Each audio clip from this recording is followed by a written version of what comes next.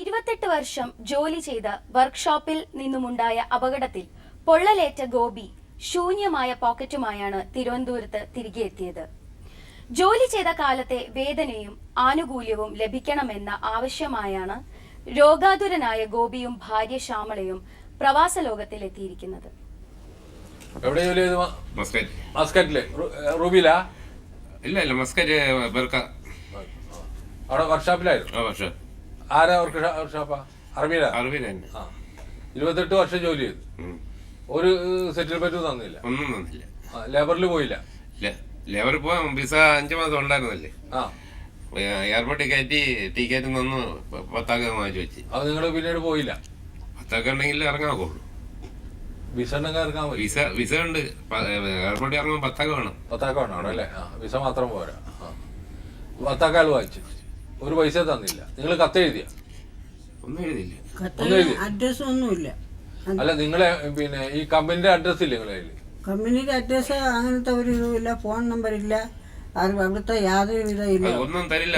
കൂട്ടുകാരെ വിളിച്ചിട്ട് അവരും എടുക്കും. അല്ല നിങ്ങൾ 28 വർഷം ജോലി ചെയ്ത ഒരു കമ്പനിയുടെ ഏത് കമ്പനിയിലാണെന്നോ ഒന്നും അറിയില്ല നിങ്ങൾക്ക്?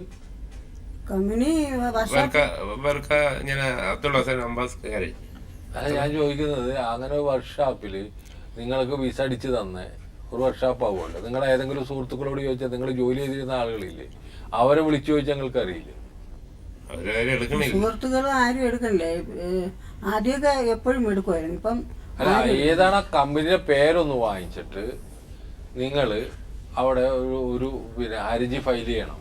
അതാണ് നിങ്ങൾ വേണ്ടത്. ലേബറിൽ 28 വർഷമായിട്ടുണ്ട് എന്ന് നിങ്ങൾ എംബസിയിലേക്ക് ഒരു കത്തയക്കണം. ആദ്യം എംബസിയിലേക്ക് നിങ്ങളുടെ പേരും നിങ്ങൾ ജോലി ചെയ്ത ആളുടെ പേരും ഒക്കെ വെച്ച് കഴിഞ്ഞിട്ട് 28 വർഷത്തെ നിങ്ങളുടെ സെറ്റിൽമെന്റ് കിട്ടാനുണ്ടെന്ന് പറഞ്ഞ് കത്തയക്കണം. ആ കത്ത് പ്രകാരം ആ കത്ത് നിങ്ങൾ പിന്നെ ഞാൻ പറയുന്ന ഒരു വക്കീലുണ്ട്, ഗിരീഷ് എന്ന് പറഞ്ഞിട്ട്, അയാൾക്കും കൂടി അയച്ചു കൊടുക്കുക. അയാൾ നിങ്ങളെ സഹായിക്കും. പിന്നെ നിങ്ങൾ തീർച്ചയായിട്ടും ഈ സ്പോൺസറുടെ പേരറിയാലോ അല്ലെ? ഈ സ്പോൺസറുടെ പേരും ഈ കമ്പനി നിൽക്കുന്ന സ്ഥലവും നിങ്ങൾക്കറിയാലോ, ഗാരേജ് നിൽക്കണേ. അതൊക്കെ കൂടിയിട്ട് ഗിരീഷിനോട് നിങ്ങൾ പറയണം.